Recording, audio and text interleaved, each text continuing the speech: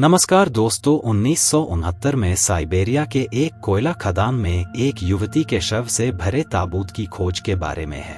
खनिकों ने यह ताबूत 230 फीट की गहराई पर खोजा जब वे खदान में काम कर रहे थे। ताबूत पत्थर का बना हुआ था और इसे गुलाबी रंग के तरल से सील किया गया था। जब ताबूत खोला गया तो उसमें एक युवती का शव मिला। यह शव त्रिशूल राजकुमारी का था। युवती की उम्र लगभग 25 से 30 वर्ष के बीच मानी गई और उसका शरीर बहुत अच्छी स्थिति में था। उसकी त्वचा गोरी और चिकनी थी और उसकी आंखें नीली थीं। उसने एक सफेद रंग की हल्की पारदर्शी पोशाक पहनी हुई थी। इस ताबूत और महिला के शरीर को नोवोसिबिर्स्क के एक शोध संस्थान में ले जाया गया, जहां वैज्ञानिकों ने उनका गहराई से अध्ययन किया। अध्ययन के बाद वैज्ञानिकों ने यह निष्कर्ष निकाला कि महिला का शरीर 800 मिलियन वर्ष पुराना है। यह खोज चौंकाने वाली थी क्योंकि ऐसा माना जाता है कि 800 मिलियन वर्ष पहले पृथ्वी पर मानव जीवन नहीं था।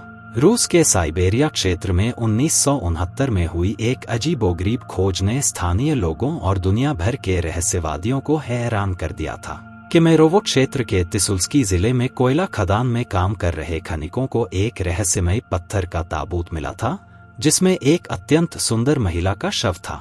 इस महिला को स्थानीय लोगों ने त्रिशूल की राजकुमारी नाम दिया। ताबूत में मौजूद महिला एक पारदर्शी पोशाक पहने हुए थी और उसे एक गुलाबी तरल में डुबाया गया था। दावा किया जाता है कि यह ताबूत करीब 70 मीटर की गहराई पर एक अछूती कोयला परत के अंदर दफन था, जो वैज्ञानिकों के लिए एक पहेली है।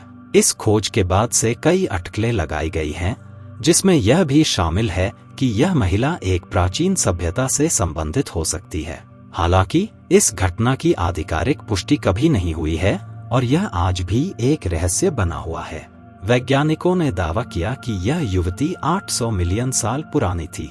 यह दावा इतना चौंकाने वाला था क्योंकि उस समय पृथ्वी पर मानव जीवन का अस्तित्व नहीं माना जाता था। वैज्ञानिकों का मानना था कि गुलाबी तरल ने इस शरीर को इतने लंबे समय तक संरक्षित रखा था।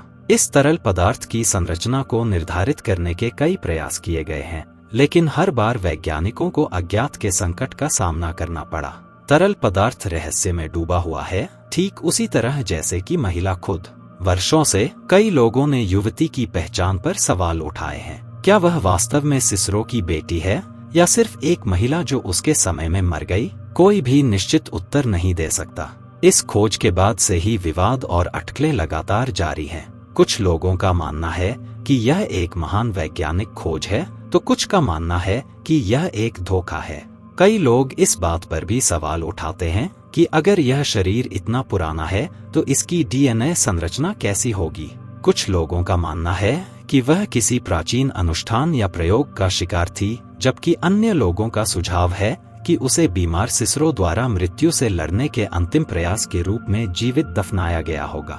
एलियंस, देवता, कीमिया, जादू, सभी को यह समझाने के प्रयासों में सवालों के घेरे में लाया गया है कि सदियों से उसका शरीर इतनी अच्छी तरह से संरक्षित कैसे रह सकता है। हवा के संपर्क में आने पर इतनी जल्दी वाष्पित होने वाला यह रहस्यमय तरल पदार्थ कुछ ऐसा था जिसे उन्होंने पहले कभी नहीं देखा था।